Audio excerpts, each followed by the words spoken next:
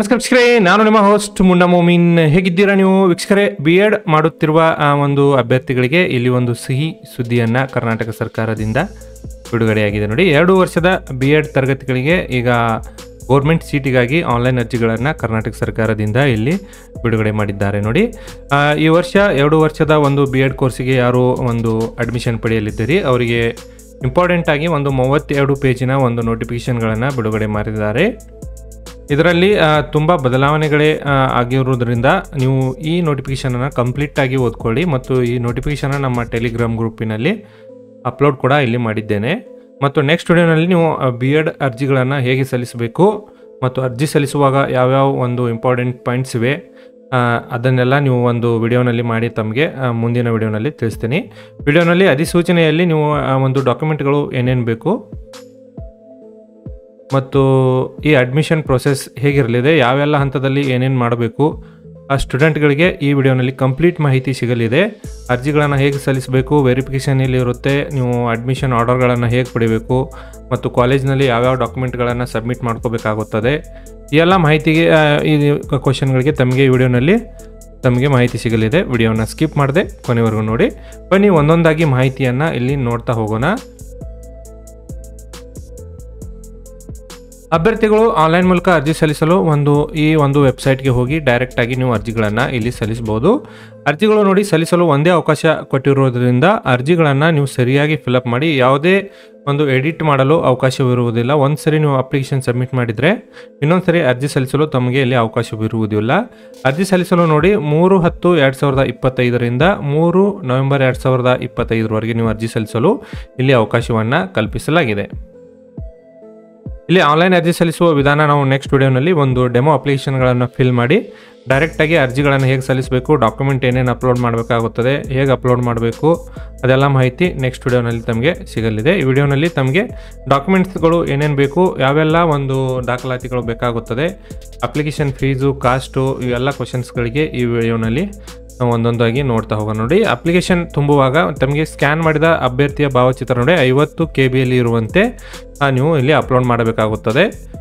ಅದರಂತೆ ಎಲ್ಲ ದಾಖಲೆಗಳು ನೋಡಿ JPG ಮತ್ತು PDF ಫಾರ್ಮೆಟ್ನಲ್ಲಿ ನೀವು 1 MB ಮೀರದಂತೆ ನಿಮ್ಮ ಡಾಕ್ಯುಮೆಂಟ್ಗಳನ್ನು ಅಪ್ಲೋಡ್ ಮಾಡಬೇಕಾಗುತ್ತದೆ. ಅಂದರೆ ಫೋಟೋ ಮತ್ತು ಸಿಗ್ನೇಚರ್ JPG ಫಾರ್ಮೆಟ್ನಲ್ಲಿ ಮತ್ತು ಡಾಕ್ಯುಮೆಂಟ್ಗಳೆಲ್ಲ PDF ಫಾರ್ಮೆಟ್ನಲ್ಲಿ ನೀವು ಅಪ್ಲೋಡ್ ಮಾಡಬೇಕು. ಇಲ್ಲಿ ಅಭ್ಯರ್ಥಿಗಳಿಗೆ ಅನ್ವಯಿಸುವ ದಾಖಲೆಗಳು ಯಾವ್ಯಾವ ನೋಡಿ, ಅಭ್ಯರ್ಥಿಗಳು SSLC ಅಂಕಪಟ್ಟಿ ಮತ್ತು ದ್ವಿತೀಯ PUC ಅಂಕಪಟ್ಟಿ ಮತ್ತು ಪದವಿ ಅಂಕಪಟ್ಟಿಗಳು, ಅಂದರೆ ಎಲ್ಲ ಒಂದು ಸೆಮಿಸ್ಟರ್ನ ಅಂಕಪಟ್ಟಿಗಳನ್ನು ನೀವು ಒಂದೇ PDF ಮರ್ಜ್ ಮಾಡಿ ಅಪ್ಲೋಡ್ ಮಾಡಲು ಇಲ್ಲಿ ಹೇಳಿದ್ದಾರೆ. ನೋಡಿ, ನೀವು ಫೇಲ್ ಆಗಿರುವ ಮಾರ್ಕ್ಸ್ ಕಾರ್ಡ್ ಕೂಡ ಅಲ್ಲಿ ನೀವು ಒಂದು ಅಟ್ಯಾಚ್ ಮಾಡಿ ಅಪ್ಲೋಡ್ ಮಾಡಬೇಕಾಗುತ್ತದೆ.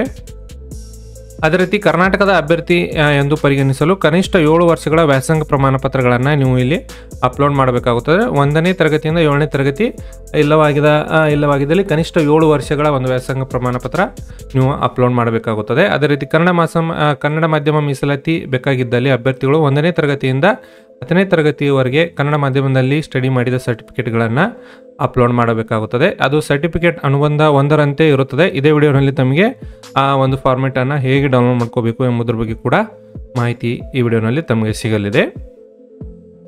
ಇದರ ಜೊತೆಗೆ ಅಭ್ಯರ್ಥಿಗಳು ಒಂದು ಕಾಸ್ಟ್ ಸರ್ಟಿಫಿಕೇಟ್ಗಳನ್ನು ಕೂಡ ಇಲ್ಲಿ ನೀವು ಅಪ್ಲೋಡ್ ಮಾಡಬೇಕಾಗುತ್ತದೆ. ಇದರಲ್ಲಿ ನೋಡಿ, ಪರಿಶಿಷ್ಟ ಜಾತಿ ಪ್ರವರ್ಗ A, ಪ್ರವರ್ಗ 2B, ಪರಿಶಿಷ್ಟ ಜಾತಿ ಪ್ರವರ್ಗ C ಅಭ್ಯರ್ಥಿಗಳಿಗೆ ಒಂದು ಡಾಕ್ಯುಮೆಂಟ್ಗಳನ್ನು ನೀವು ಅಪ್ಲೋಡ್ ಮಾಡಿ, ನಾರ್ಮಲ್ ನಿಮ್ಮ ಹತ್ರ ಇರುತ್ತಲ್ಲ ಅದೇ ಒಂದು ಸರ್ಟಿಫಿಕೇಟನ್ನು ಇಲ್ಲಿ ಅಪ್ಲೋಡ್ ಮಾಡಲು ಕೇಳಿದ್ದಾರೆ. ಸಂಬಂಧಪಟ್ಟ ತಹಸೀಲ್ದಾರನ್ನು ಪಡೆದ ವಾಸಸ್ಥಳ ದೃಢೀಕರಣ ಪತ್ರವನ್ನು ಇಲ್ಲಿ ಅಪ್ಲೋಡ್ ಮಾಡಲು ಏನು ಕೇಳಿಲ್ಲ. ನೀವು ಕರ್ನಾಟಕದ ಅಭ್ಯರ್ಥಿ ಆಗಿದ್ದಲ್ಲಿ ಇದನ್ನು ಕೂಡ ಒಂದ್ಸರಿ ತೆಗೆದುಕೊಂಡು ಇಟ್ಕೊಳ್ಳಿ. ಇದು ಅಪ್ಲಿಕೇಶನ್ ಫಿಲ್ ಮಾಡುವಾಗ ಇದೇನು ಅಪ್ಲೋಡ್ ಮಾಡಲು ಅವಶ್ಯ ಇರುವುದಿಲ್ಲ. ಅದೇ ರೀತಿ ಹೊರನಾಡು, ಗಡಿನಾಡು ಕನ್ನಡಿಗರು ಅದು ಏನಾದರೂ ನಿಮಗೆ ಸ್ಪೆಷಲ್ ಕ್ಯಾಟಗರಿಯಲ್ಲಿ ನಿಮ್ಮ ಸರ್ಟಿಫಿಕೇಟ್ಗಳು ಇದ್ದಲ್ಲಿ ಅದು ಕೂಡ ನೀವು PDF ಫಾರ್ಮೆಟ್ನಲ್ಲಿ ಅಪ್ಲೋಡ್ ಮಾಡಬೇಕಾಗುತ್ತದೆ. ಒಂದು ಸ್ವಲ್ಪ ಕೆಳಗೆ ಬಂದರೆ ನೋಡಿ, ನಿಮಗೆ ಅರ್ಜಿ ಸಲ್ಲಿಸಲು ಏನಾದರೂ ತೊಂದರೆಗಳು ಆಗುತ್ತಿದ್ದಲ್ಲಿ ಇದು ಒಂದು ಹೆಲ್ಪ್ಲೈನ್ ನಂಬರನ್ನು ಕೊಟ್ಟಿದ್ದಾರೆ. ಈ ನಂಬರ್ಗೆ ನೀವು ಕಾಲ್ ಮಾಡಿ ನಿಮ್ಮ ಕಂಪ್ಲೇಂಟ್ಗಳನ್ನು ಇಲ್ಲಿ ರಿಜಿಸ್ಟರ್ ಮಾಡಬಹುದು. ಅದೇ ರೀತಿ ಈ ಒಂದು ಅರ್ಜಿಗಳನ್ನು ಸಲ್ಲಿಸಲು ಒಂದು ಅರ್ಜಿ ಶುಲ್ಕ ಎಷ್ಟಿರುತ್ತೆ ನೋಡಿ, ಪರಿಶಿಷ್ಟ ಜಾತಿ, ಪರಿಶಿಷ್ಟ ಪಂಗಡ ಮತ್ತು ಇದು ಪ್ರವರ್ಗ 1ಕ್ಕೆ ಸಂಬಂಧಿಸಿದಂತೆ 100 ರೂಪಾಯಿಗಳನ್ನು ನೀವು ಆನ್ಲೈನ್ ಮೂಲಕ ಪಾವತಿ ಮಾಡಿ ಈ ಅಪ್ಲಿಕೇಶನ್ನ ಫಿಲ್ ಮಾಡಬಹುದು. ಅಂಗವಿಕಲ ಅಭ್ಯರ್ಥಿಗಳಿಗೆ ಶುಲ್ಕ ವಿನಾಯಿತಿ ಇರುತ್ತದೆ. ಮತ್ತು ಇತರೆ ಎಲ್ಲ ಅಭ್ಯರ್ಥಿಗಳಿಗೆ 300 ರೂಪಾಯಿಗಳನ್ನು ನೀವು ಪಾವತಿ ಮಾಡಿ ಒಂದು ಅರ್ಜಿ ಶುಲ್ಕ ಪಾವತಿ ಮಾಡಿ ಅರ್ಜಿಗಳನ್ನು ಸಲ್ಲಿಸಬಹುದು. ಇಲ್ಲಿ ಮೂಲ ದಾಖಲೆಗಳ ಪರಿಶೀಲನೆ ಮತ್ತು ನವೀಕರಣ ಅಂತ ಒಂದು ಆಪ್ಷನನ್ನು ಕೊಟ್ಟಿದ್ದಾರೆ. ಅಭ್ಯರ್ಥಿಗಳು ಪ್ರತಿ ವರ್ಷ ಏನಾಗ್ತಿತ್ತು, ಅರ್ಜಿ ಸಲ್ಲಿಸಿದ ತಕ್ಷಣ ಒಂದು ಮೆರಿಟ್ ಲಿಸ್ಟನ್ನು ಬಿಡಲಾಗುತ್ತಿತ್ತು. ಆ ಮೆರಿಟ್ ಲಿಸ್ಟ್ನಲ್ಲಿ ಇರುವ ಒಂದು ರ್ಯಾಂಕಿಂಗ್ ಮುಖಾಂತರ ಅಭ್ಯರ್ಥಿಗಳಿಗೆ ಒಂದು ವೆರಿಫಿಕೇಷನನ್ನು ನಡೆಸಲಾಗುತ್ತಿತ್ತು. ಸದರಿ ಈ ವರ್ಷ ಏನು ಮಾಡಿದ್ದಾರೆ ಅಂದರೆ, ಅಭ್ಯರ್ಥಿಗಳು ಅರ್ಜಿಗಳನ್ನು ಫಿಲಪ್ ಮಾಡಿದ ತಕ್ಷಣ ಮುಂದಿನ 7 ದಿನಗಳ ಒಳಗಾಗಿ ಅಭ್ಯರ್ಥಿಗಳು ಒಂದು ನೂಡಲ್ ಸೆಂಟರ್ಗಳಿಗೆ ಹೋಗಿ ನಿಮ್ಮ ಡಾಕ್ಯುಮೆಂಟ್ಗಳನ್ನು ನೀವೇ ಖುದ್ದಾಗಿ ಒಂದು ವೆರಿಫಿಕೇಷನ್ ಮಾಡಬೇಕೆಂದು ಇಲ್ಲಿ ಮಾಹಿತಿಯನ್ನು ಕೊಟ್ಟಿದ್ದಾರೆ. ಅರ್ಜಿ ಸಲ್ಲಿಸಿದ ಮುಂದಿನ 7 ದಿನಗಳ ಒಳಗೆ ನೀವು ಒಂದು ಅರ್ಜಿಯಲ್ಲಿ ತೆಗೆದುಕೊಂಡಿರುವ ಒಂದು ನೋಡಲ್ ಸೆಂಟರ್ಗೆ ಹೋಗಿ ನಿಮ್ಮ ಡಾಕ್ಯುಮೆಂಟ್ಗಳನ್ನು ಕಡ್ಡಾಯವಾಗಿ ವೆರಿಫಿಕೇಷನ್ಗಳನ್ನು ಮಾಡ್ಕೋಬೇಕು. ವೆರಿಫಿಕೇಷನ್ ಮಾಡದೇ ಇದ್ದಲ್ಲಿ ನಿಮ್ಮ ಅಪ್ಲಿಕೇಶನ್ ರಿಜೆಕ್ಟ್ ಆಗುವ ಚಾನ್ಸಸ್ ಜಾಸ್ತಿ ಇರುತ್ತೆ ನೋಡಿ.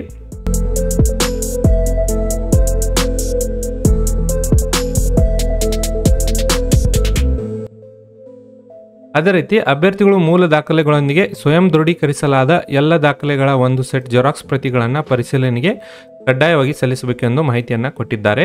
ನೀವು ವೆರಿಫಿಕೇಷನ್ ಹೋಗುವಾಗ ಯಾವುದೇ ತರಹದ ನೀವು ಒಂದು ಎಲ್ಲ ನಿಮ್ಮ SLC PUC ಡಿಗ್ರಿ ಎಲ್ಲ ಒಂದು ಡಾಕ್ಯುಮೆಂಟ್ಗಳನ್ನು ಸೆಲ್ಫ್ ಅಟೆಸ್ಟೆಡ್ ಮಾಡಿಕೊಂಡು ನೀವು ಅಲ್ಲಿ ಒಂದು ಸೆಟ್ ಜೆರಾಕ್ಸನ್ನು ಸಬ್ಮಿಟ್ ಮಾಡಬೇಕಾಗುತ್ತದೆ. ಸೆಲ್ಫ್ ಅಟೆಸ್ಟೆಡ್ ಸಾಕಾಗುತ್ತದೆ. ಯಾವುದೇ ತರಹದ ಒಂದು ಅಟೆಸ್ಟೆಡ್ ಮಾಡಿಸೋ ಅವಶ್ಯಕತೆ ಇಲ್ಲ. ಖುದ್ದಾಗಿ ನೀವೇ ಸೈನ್ ಮಾಡಿಬಿಟ್ಟು ನೀವು ಒಂದು ವೆರಿಫಿಕೇಷನ್ ಸಮಯದಲ್ಲಿ ಒಂದು ಡಾಕ್ಯುಮೆಂಟ್ ಸೆಟ್ಟನ್ನು ನೀವು ಅಲ್ಲಿ ಸಬ್ಮಿಟ್ ಮಾಡಬೇಕಾಗುತ್ತೆ. ಈ B.Ed ಅರ್ಜಿಯನ್ನು ನೀವು ಅಡ್ಮಿಷನ್ ಪಡೆಯಲು ಅರ್ಹತೆ ಏನಾಗಿರಬೇಕು ನೋಡಿ. ಅಭ್ಯರ್ಥಿಗಳು ಕನಿಷ್ಠ 50% ಅಂಕಗಳೊಂದಿಗೆ ಯಾವುದೇ ಪದವಿಯಲ್ಲಿ ಪಾಸಾದವರು ಇಲ್ಲಿ ಅರ್ಜಿಗಳನ್ನು ನೀವು ಸಲ್ಲಿಸಬೇಕಾಗುತ್ತದೆ.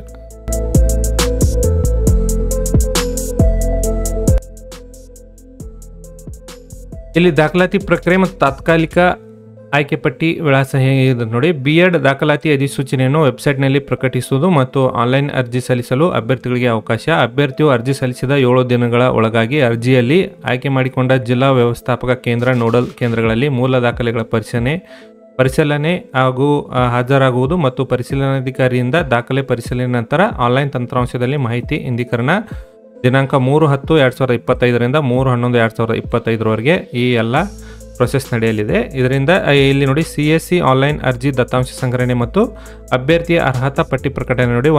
ಒಂದು ನಿಮಗೆ ಎಲಿಜಿಬಿಲಿ ಲಿಸ್ಟನ್ನು 10 ನವೆಂಬರ್ 2025ರಿಂದ ಪ್ರಕಟಣೆ ಇಲ್ಲಿ ಮಾಡಲಿದ್ದಾರೆ ನೋಡಿ. ಅರ್ಹತಾ ಪಟ್ಟಿಯಲ್ಲಿ ಅಪೇಕ್ಷಣೆ ಸ್ವೀಕರಿಸುವುದು ಮತ್ತು ಅಪೇಕ್ಷಣೆಗಳ ಪರಿಶೀಲನೆ ಮತ್ತು ತಂತ್ರಾಂಶದಲ್ಲಿ ಇಂದೀಕರಣ ಹಾಗೂ ಕಾಲೇಜುಗಳ ಒಂದು ಆಪ್ಷನ್ ಎಂಟ್ರಿ ಬದಲಾವಣೆಗೆ ಅವಕಾಶ ಕೂಡ ಇಲ್ಲಿ 11 ನವೆಂಬರ್ 2025ರಿಂದ 12 ನವೆಂಬರ್ 2025ರವರೆಗೆ ಇಲ್ಲಿ ಅವಕಾಶವನ್ನು ಕೊಡಲಾಗುತ್ತದೆ. ಇಲ್ಲಿ ಒಂದು CSCಯಿಂದ ಸೀಟು ಹಂಚಿಕೆ ಮೊದಲನೇ ಪಟ್ಟಿ ನೋಡಿ 13 ನವೆಂಬರ್ 2025ರಂದು ಫಸ್ಟ್ ಒಂದು ಸೆಲೆಕ್ಷನ್ ಲಿಸ್ಟ್ಗಳನ್ನು ಇಲ್ಲಿ ಬಿಡುಗಡೆ ಮಾಡಲಿದ್ದಾರೆ. ಮೊದಲನೇ ಪಟ್ಟಿಯಲ್ಲಿ ಸೀಟು ಪಡೆದ ಅಭ್ಯರ್ಥಿಗಳಿಗೆ ಶುಲ್ಕ ಪಾವತಿಸಲು ತಮಗೆ ದಿನಾಂಕ ನೋಡಿ 14 ನವೆಂಬರ್ 2025 ಡೇಟ್ ಇರುತ್ತೆ. ಅದೇ ರೀತಿ ಜಿಲ್ಲಾ ವ್ಯವಸ್ಥಾಪಕ ಕೇಂದ್ರಗಳಲ್ಲಿ ಪ್ರವೇಶಾತಿ ಪತ್ರ ಅಂದರೆ ಅಡ್ಮಿಷನ್ ಸ್ಲಿಪ್ಪನ್ನು 19 ನವೆಂಬರ್ 2025ರಿಂದ ನೀವು ಪಡೆಯಬಹುದು.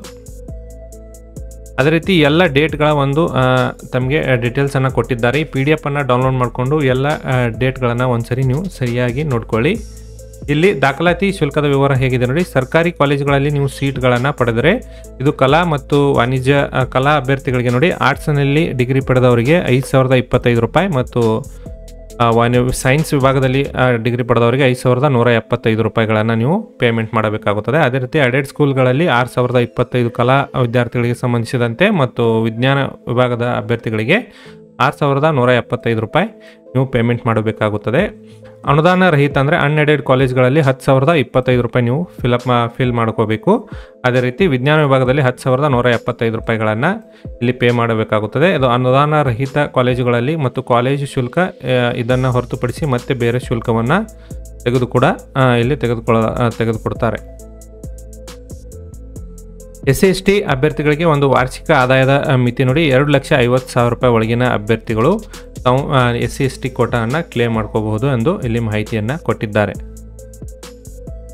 ಈ ಮಾಹಿತಿ ನಿಮಗೆ ಇಷ್ಟ ಆಗಿದ್ದಲ್ಲಿ ಒಂದು ಲೈಕ್ ಮಾಡಿ. ನಾನು ಮತ್ತೆ ಭೇಟಿ ಆಗ್ತೀನಿ ಮುಂದಿನ ಉದ್ಯೋಗ ಮಾಹಿತಿಯೊಂದಿಗೆ. ಅಲ್ಲಿವರೆಗೂ ನಮಸ್ಕಾರ, ಧನ್ಯವಾದಗಳು.